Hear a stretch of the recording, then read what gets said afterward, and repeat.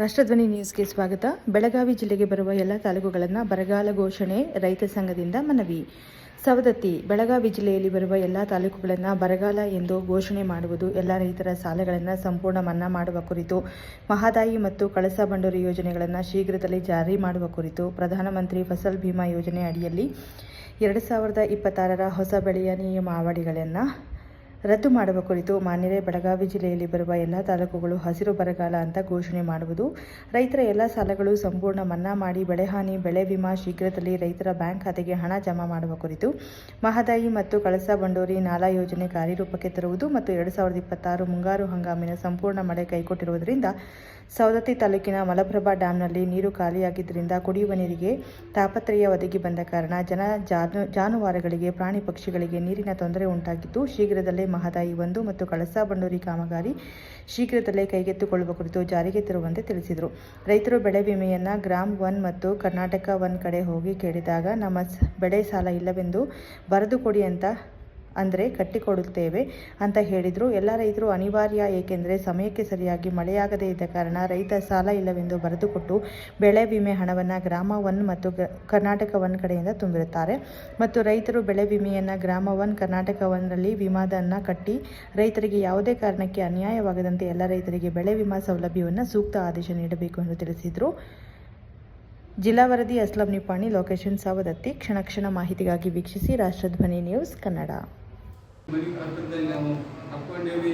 ಅದಕ್ಕೆ ಇವತ್ತು ಈ ಸದ್ಯ ನಮ್ಮ ಸನ್ಮಾನ ಸ್ವೀಕಾರ ಮಾಡಿದಂಥ ಮಾನ್ಯ ತಹಸೀಲ್ದಾರ್ ಸಾಹೇಬರು ಸವದತ್ತಿಯವರಿಗೆ ಈ ಮನವಿಯನ್ನು ತಮ್ಮೆಲ್ಲರ ಸಮ್ಮುಖದಲ್ಲಿ ಅರ್ಪಿಸೋಣ. ಜೈ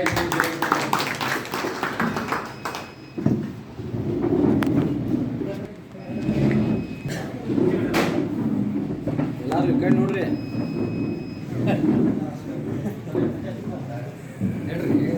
ಕೈ ನೋಡ್ರಿ.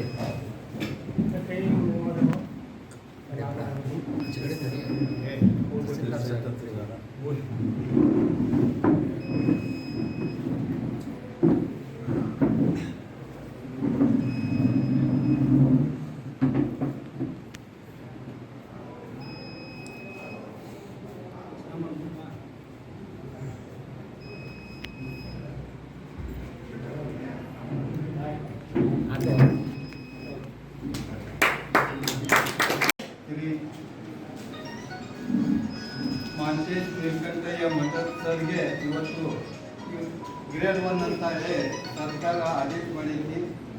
ಆದ ಕಾರಣ ಇವತ್ತು ನಮ್ಮ ಸಂಘಟನೆಯಿಂದ, ಯಾಕಂದ್ರೆ ನಮ್ಮ ಸಂಘಟನೆ ಭಾಳ ಹೆಲ್ಪ್ ಮಾಡ್ಯಾರ, ಅದಕ್ಕಾಗಿ ಇವತ್ತು ಮುಂದಾದರೂ ಇದೇ ರೀತಿ ಅವರು ನಮ್ಗೆ ರೈತ ಸಂಘಕ್ಕೆ ರೈತರಿಗೆ ಸಂಪರ್ಕದಲ್ಲಿರಲಿ, ರೈತ ಮತ್ತು ದೀನದಲಿತರ ಕೆಲಸ ಮಾಡಿಕೊಡ್ಲಿ ಅನ್ನುವಂಥ ನಮ್ಮೊಂದು ಆಶಾಭಾವನೆ ಇಟ್ಕೊಂಡು ಇವತ್ತು ಅವರಿಗೆ ಗೌರವ ಸನ್ಮಾನ ಜೊತೆಗೆ ರೈತ ಜ್ಯೋತಿ ಅಂತ ಹೇಳಿ ನಮ್ಮ ಸಂಘಟನೆಯಿಂದ ಒಂದು ಪ್ರಶಸ್ತಿಯನ್ನು ಕೂಡ ಕೊಡುವಂಥ ವ್ಯವಸ್ಥೆ ಇವತ್ತು ನಾವು ಜಾರಿಗೆ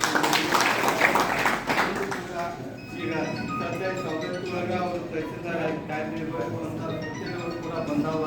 ಅದಕ್ಕೆ ಸದಾಕಾಲ ನಮ್ಮ ಜೋಡಿ ಸಂಪರ್ಕದಾಗಿರಲಿ, ನಾವೇ ಬರಬೇಕು ಅನ್ನುವಂಥ ಭಾವನೆ ಇಟ್ಕೋಬಾರ್ದು ಸರ್.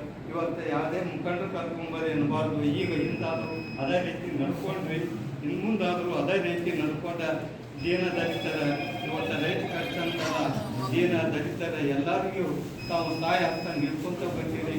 ಇದನ್ನು ತಾವು ಮುಂದುವರ್ಸ್ಕೊಂಡು ಹೋಗ್ಬೇಕಂತೇಳಿ ತಮ್ಮನ್ನು ವಿನಂತಿಪೂರ್ವಕವಾಗಿ ಮತ್ತೊಮ್ಮೆ ಮೊದಲೊಮ್ಮೆ ಕೇಳ್ಕೊಳ್ಳುತ್ತಾ ನಾನು ಮಾತನಾಡಿಸಿಕೊಟ್ಟಂಥ ನನ್ನ ಮಾತುಗಳನ್ನು ಮುಗಿಸ್ತೇನೆ. ಜೈ ಹಿಂದ್, ಜೈ ಕರ್ನಾಟಕ. ಈಗ ನಮ್ಮ ಬೈಲಹೊಂಗಲ ತಾಲೂಕಾ ಅಧ್ಯಕ್ಷರಾದ ಮಂದು ಹೊನ್ನೂರವರು ಸೈಬರ್ ಸ್ವಲ್ಪ ಸಂಕ್ಷಿಪ್ತ ಪರಿಚಯ ಮಾಡಿಕೊಡ್ತಾರೆ.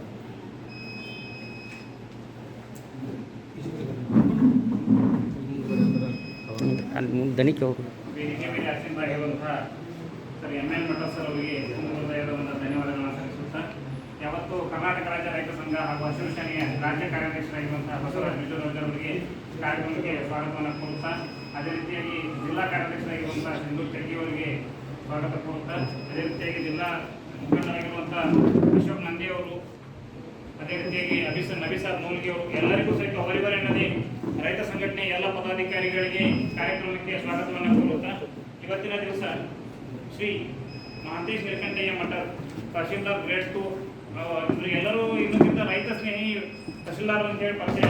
ನಾವೆಲ್ಲ ಬುದ್ಧಿಯಾದಾಗ ಬೆಂಡಿಕಾಯಿ ಕೆಲಸ ಅದು ಮಾಡುವಾಗ ಸೈಡ್ ನೋಡ್ತಿದ್ವು. ಅವಾಗ ಬೈಲೂರದಾಗ ಇವರು ಎಫ್ ಡಿ ಆಗಿ ಕೆಲಸ ಮಾಡ್ತಿದ್ರು. ಆ ಮಂಡ್ಯನಾಗ ಹೇಳ್ತಿದ್ವಿ ಒಬ್ಬರಿಗೆ, ಸರ್ ಕೊಲೆರು ಗಾಡಿ ತೊಗೊಂಡು ಬರ್ತಿದ್ರು ಅಂದ್ರೆ ಯಾರ ಮೇವು ಕೊಡ್ಕೊಂಡು ಬರ್ತಿದ್ರು ತಮ್ಮ ಗಾಡಿಯ ಮೇಲೆ ಹಾಕೊಂಡು ಬರ್ತಿದ್ರು. ನಾವು ನೋಡಿದ್ವಿ ಕಣ್ಣಾರಿ ಕಂಡಂಥ ವಿಷಯ ಇದು. ಅದಕ್ಕೆ ಸರ್ದ ಒಂದು ಸಂಕ್ಷಿಪ್ತ ವಿಷಯ. ಸರ್ 1969ರಿಂದ ಬೈಲೂರು ತಾಲೂಕಿನ ಕುಜಾಳ ಗ್ರಾಮದಲ್ಲಿ ಜನ್ಮ ಆಗ್ತದೆ. ಇವರು ಎಜುಕೇಶನ್ ಅನ್ನ BA ಎಜುಕೇಶನ್ ಅನ್ನು ಪಡೆದಿರ್ತಾರೆ.